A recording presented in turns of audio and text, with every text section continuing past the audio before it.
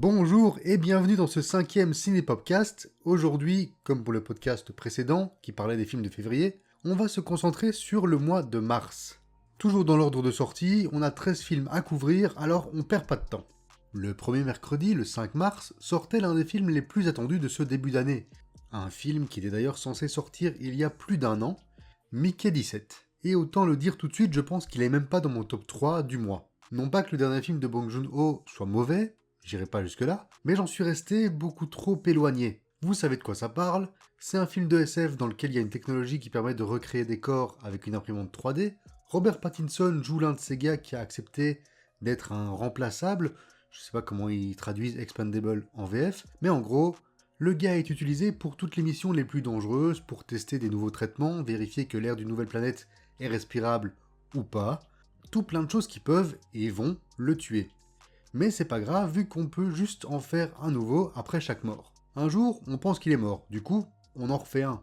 Mais en fait, il a survécu, il y a donc deux Mickey, le 17 et le 18. Et avec l'aide de leur copine, interprétée par Naomi Aki, ils vont tenter de renverser le petit dictateur à la tête de cette mission, un mec qui a perdu 2 élections et dont les fans portent des casquettes rouges. Oui, c'est ce que tout le monde pensait qu'allait être Trump aujourd'hui. Et je vous rappelle que le film était censé sortir à la base avant les dernières élections américaines. Sauf que depuis, Trump il a gagné. Donc ça rend le tout étrangement anachronique. Mais ça, soit, passons. On comprend très vite le message que veut faire passer Bong Joon-ho. Le capitalisme et les élites utilisent littéralement des corps de gens moins fortunés qu'eux pour arriver à leur fin. Ça n'essaye pas d'être subtil et ça aurait pu faire un excellent film. Sauf que j'ai l'impression qu'une fois que ce postulat est posé, il en fait pas grand chose en fait. L'idée se répète de scène en scène, il y a un genre de bataille finale qui semble un peu forcé, peut-être imposé par la Warner, et c'est plus ou moins tout.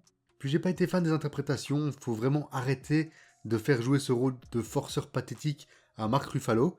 Pardon, mais c'est déjà chaud dans Pauvre créature, ici, en parodie de Trump, c'est pas loin d'être insupportable. En Belgique, il est déjà dispo sur HBO Max, alors si vous voulez vous faire votre propre avis, allez-y, ça reste un film de Bong Joon-ho, ça vaut toujours le coup d'œil. La semaine suivante, j'ai eu une excellente surprise en me lançant dans le cinéma italien, et je me rends compte que j'ai 3 films italiens dans cette vidéo. Celui-ci est clairement le meilleur. C'est Partenope de Paolo Sorrentino.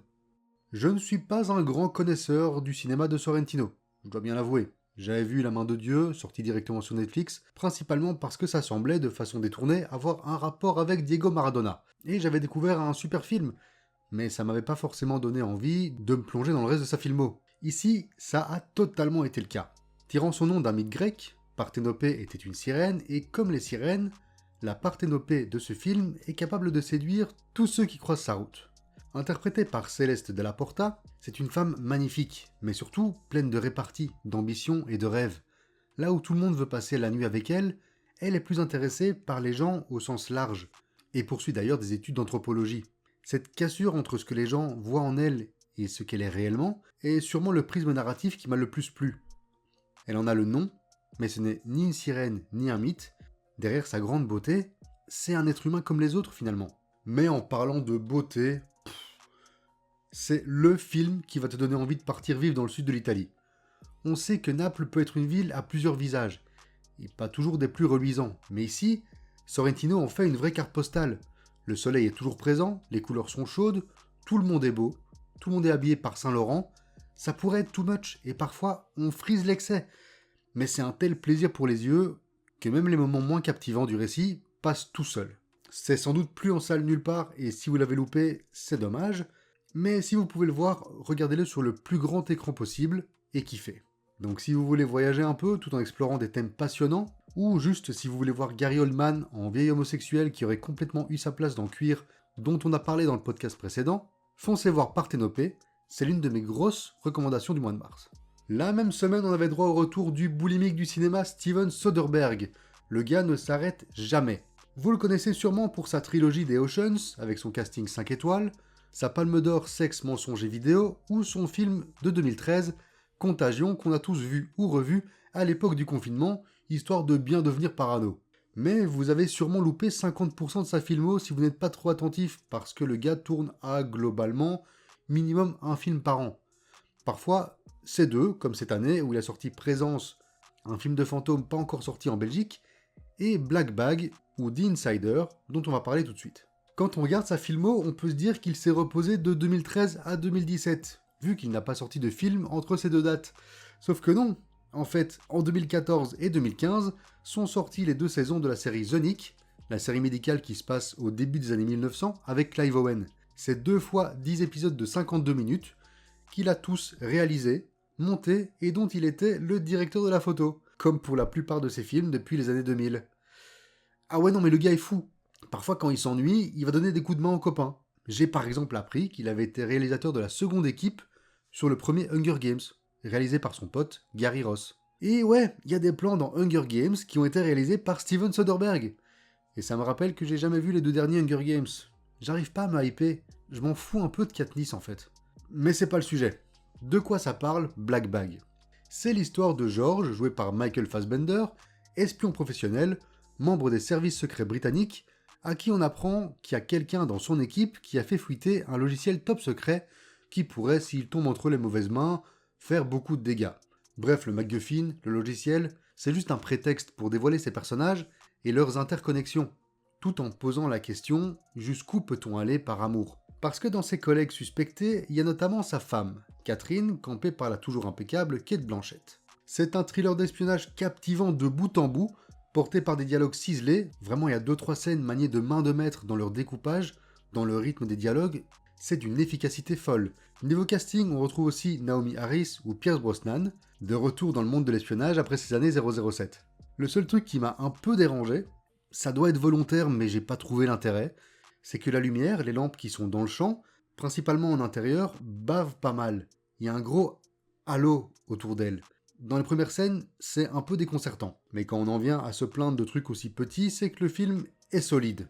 J'ai pas envie d'en dire trop pour vous laisser toutes les surprises, mais franchement, moi justement, c'est l'une de mes meilleures surprises de l'année.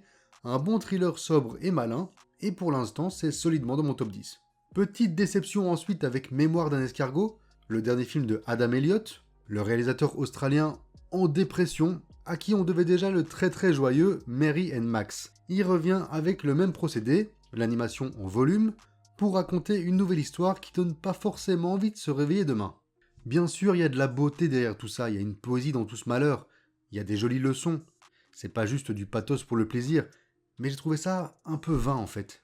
C'est juste cette fille qui raconte qu'elle a une vie de merde, que son père est mort, que son frère était tout le temps triste, que sa seule amie c'est une vieille un peu tarée, et elle raconte ça à un escargot parce que c'est le seul être vivant à qui elle peut parler. Non mais la prochaine fois, fais juste un tuto pour un nœud coulant, hein, ça ira plus vite. J'ai pas détesté, attention, mais à part faire pleurer son spectateur, j'ai pas trop trouvé l'intérêt ici, contrairement à Mary and Max que j'avais beaucoup plus apprécié.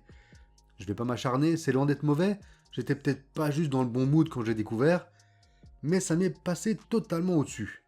Peut-être que ce sera différent pour vous, alors si vous n'êtes pas trop déprimé, allez jeter un œil. Le 13 mars, c'était l'anniversaire de mon frère, et c'est donc tout naturellement que HBO Max nous a sorti un film d'Halloween. Ah non, aucun rapport, mais je cherche toujours le rapport entre sortir un film d'Halloween et le 13 mars. Il devait être dans les cartons, ils ont oublié de le sortir en octobre, aucune idée. Ce film, c'est The Parenting, ou en français, Un week-end d'enfer. Ouais, ils se sont cassés le cul niveau titre. C'est un film de maison hantée sur fond de rencontre de parents d'un jeune couple. C'est écrit avec le cul, le rythme est horrible, vraiment le ventre mou avant le final pour que chacun puisse avoir la bonne petite scène, la bonne petite discussion avec la bonne personne, pour que tout se termine bien. C'est paresseux au possible, mais ce qui sauve un rien l'ensemble, c'est le casting des parents. D'un côté, Dean Norris et Lisa Kudrow, ou Hank de Breaking Bad et la Phoebe de Friends, et de l'autre, Eddie Falco et Brian Cox, soit la femme de Tony Soprano et le patriarche de Succession. Un quatuor qui est là pour s'amuser et ça se sent, surtout du côté de Brian Cox, loin du sérieux de Logan Roy, puisque c'est lui qui va finir possédé par le démon. C'est parfois un peu drôle, mais dans l'ensemble, c'est clairement pas ouf. Matez-le avec des potes et des pizzas pour Halloween, c'est à peu près la seule façon pour que ce film ait un quelconque intérêt.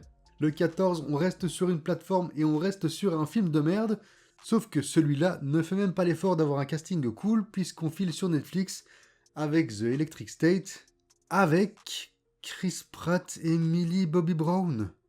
Trop bien. Mais c'est pas tout. Parce qu'il faut ajouter que c'est réalisé par les frères Russo. Et quelle surprise, c'était nul. Sérieux, j'ai même pas envie d'en parler beaucoup plus. Ça fonctionne presque sur aucun point, c'est pas très joli. Chris Pratt qui joue toujours le même rôle, c'est insupportable, pitié, mais faites quelque chose. Le scénar est basique, on s'ennuie ferme pendant les 3/4 du temps. Je l'ai vu il y a 2 mois et j'ai presque tout oublié. C'est dans le top 5 de ce que j'ai vu de pire cette année, alors que le matériau de base a l'air hyper stylé. C'est du gâchis. Et le prix, 320 millions de dollars pour ça. Alors sorry, hein, mais on appelle ça du blanchiment d'argent Netflix. Le 17, toujours sur Netflix, mais pour un film totalement à l'opposé, que ce soit dans son style ou dans sa qualité, Saturday Night de Jason Reitman. Le Saturday Night Live, ou le SNL, c'est une institution aux USA. Encore aujourd'hui, même en France ou en Belgique, sur les réseaux, on retrouve des clips du dernier SNL. Récemment, dans leur dernière émission, ils avaient Scarlett Johansson et Bad Bunny. Et ça fait 50 ans que ça dure. Des sketchs, des passages musicaux, des milliers d'invités, et des dizaines de comiques ou acteurs qui ont été révélés grâce à l'émission. Bill Murray, Eddie Murphy, Mike Myers, Pete Davidson, Will Ferrell, Chris Rock, Kristen Wiig, Adam Sandler, Andy Samberg, Tina Fey, et je vais m'arrêter là parce qu'il y en a beaucoup trop. Et cette année, c'était la 50e saison. Ça fait 50 ans que le SNL existe, et pour fêter ça, autant faire un film. La réal a été confiée à Jason Reitman, à qui on doit déjà Juno, Young Adult, le SOS Fantôme de 2021, qui est pas si nul que ça, et qui est aussi le fils d'Ivan Reitman, réalisateur des films d'origine, et qui a pas mal traîné avec quelques pontes du SNL, comme Bill Murray, Dan Aykroyd ou John Belushi. Donc il y a un lien en soi. Non pas qu'il faille obligatoirement que le réalisateur ait une légitimité, mais ça explique pourquoi il tenait à ce projet. Sobrement intitulé Saturday Night, le film va revenir presque en temps réel sur les 2 heures qui ont précédé le premier épisode du SNL. Ça va enchaîner galère sur galère avec les producteurs, avec les représentants de la chaîne NBC, mais surtout entre les acteurs qui doivent participer au show. Chevy Chase, Dan Aykroyd, John Belushi, Jim Henson, le gars des Muppets, Andy Kaufman ou même Billy Crystal, chacun veut son petit moment de gloire, parce que si l'émission ne se passe pas bien, ou ne réalise pas de bonnes audiences, c'est peut-être leur seule chance de passer à l'antenne. Les caprices des uns, les deux là-bas qui ne se supportent pas, l'autre qui a pris trop de drogue, on est dans les années 70. Vraiment, c'est le bordel à tous les niveaux. Mais au milieu de ça, il y a un gars qui a une idée, et qui est certain que ça peut marcher. Lorne Michaels, joué par Gabriel Labelle, celui qui était déjà l'avatar de Spielberg dans The Fabelmans, il y croit à fond. Il va tenter de mettre tout le monde dans le même wagon et prier pour que ça se passe pour le mieux une fois qu'ils seront en direct. Bon, si ça fait 50 ans que ça dure, on se doute que ça s'est pas trop mal passé, mais ça n'entache en rien le visionnage. Parce que c'est d'une énergie absolument dingue, c'est drôle, c'est inspirant, ça donne envie de créer, et surtout c'est porté par un casting jeune et plein de promesses. À l'image du premier SNL, qui a ouvert la voie pour le futur de l'humour aux USA, je suis prêt à parier qu'une grande partie de ce casting fera les beaux jours du cinéma dans les 20-30 ans à venir. J'ai déjà cité Gabriel Labelle, mais autour de lui, il y a Rachel Sennott, sans doute la plus confirmée de tous, Corey Michael Smith, le Riddler de la série Gotham, qui joue ici un Chevy Chase qui pue le charisme, c'est indécent. Nicholas Brown, révélé par Succession, joue 2 rôles, je vous dis pas lesquels. Cooper Hoffman, le fils de Philip Seymour Hoffman, joue un exécutif de NBC complètement sur les nerfs. Et Tommy Dewey, qui n'est pas forcément le plus jeune de la bande, puisqu'il approche quand même de la cinquantaine, m'a énormément plu en scénariste sarcastique et je m'en foutiste. Et pour épauler tout ce beau monde, Willem Dafoe et J.K. Simmons. On a vu pire. C'est le meilleur film du mois de mars pour moi. C'est malheureusement sorti directement sur Netflix. C'est clair que le SNL en France ou en Belgique, c'est pas hyper vendeur, mais ça veut surtout dire que c'est dispo là, maintenant, tout de suite. Alors, terminez le podcast d'abord, hein, et puis jetez-vous dessus. Le mercredi 19, en salle cette fois-ci, sortait Blanche-Neige, mais on va pas en parler. J'ai pas été donné d'argent pour voir ce truc. J'adore Rachel Zegler, hein, mais non. Parce que payer pour aller mater un remake live-action cynique de Disney, ça me fait un peu mal quand même.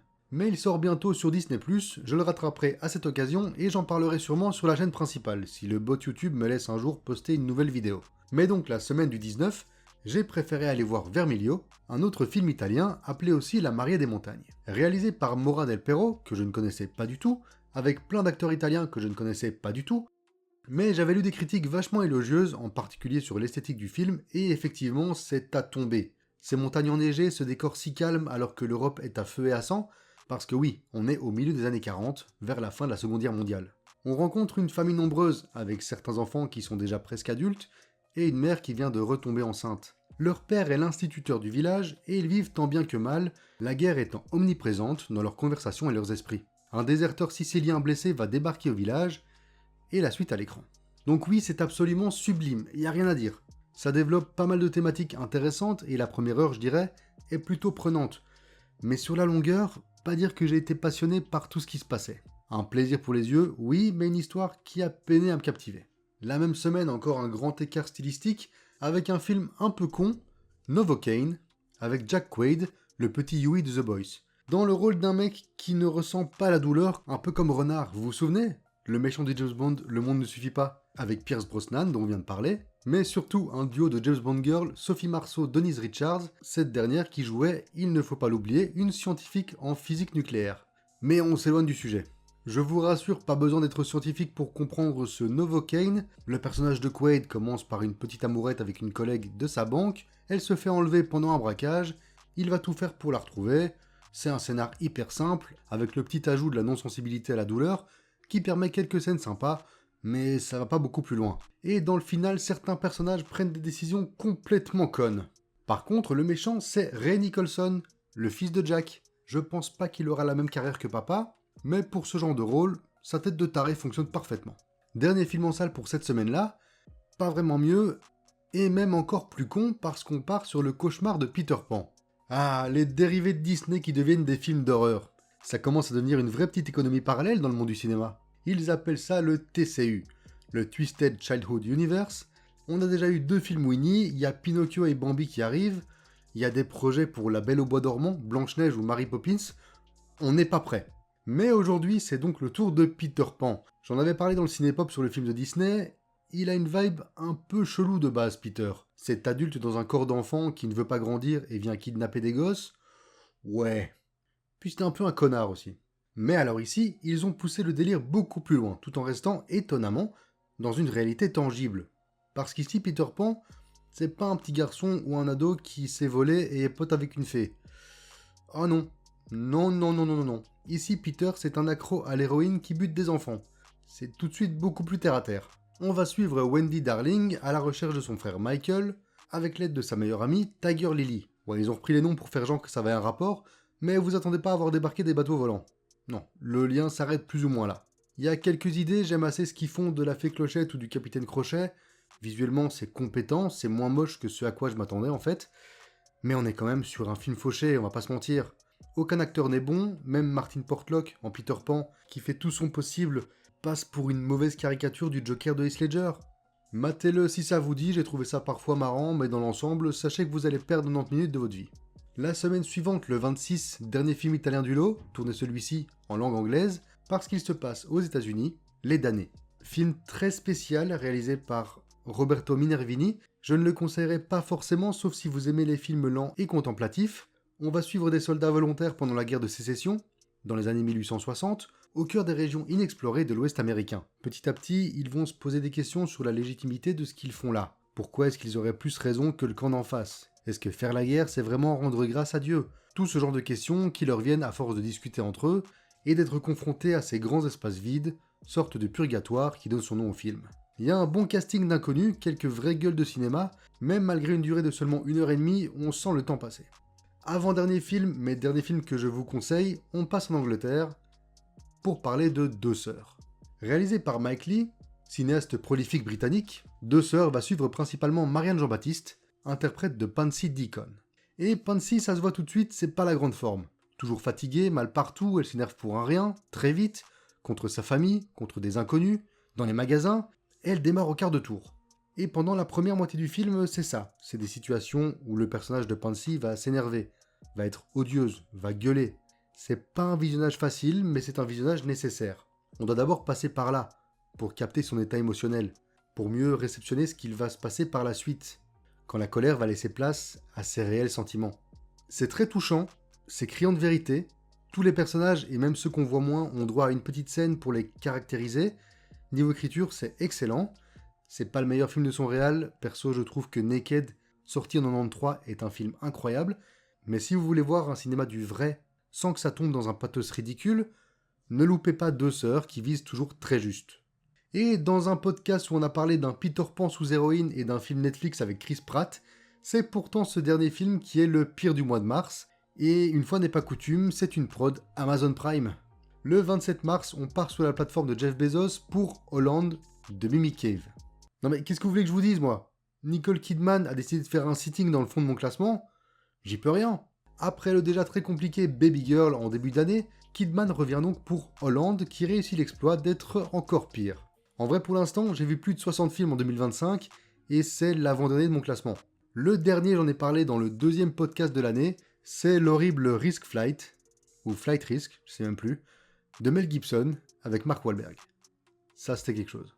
Mais bref, Holland, réalisé par Mimic Cave donc, réunit Kidman avec deux plutôt bons acteurs, Matthew McFadden, le tome de Succession, et j'ai réussi à parler 3 fois de Succession dans ce podcast, c'est donc une bonne semaine, et Gaël Garcia Bernal dans un thriller qui se veut plein de suspense, mais qui passe son temps à se prendre les pieds dans le tapis. Pour faire court, Nicole Kidman, qui joue Nancy, soupçonne son mari, Fred, Matthew McFadden, de lui cacher des trucs. Elle va alors enquêter avec l'un de ses collègues, Dave, Gaël Garcia Bernal donc. La suite ne va pas du tout vous étonner.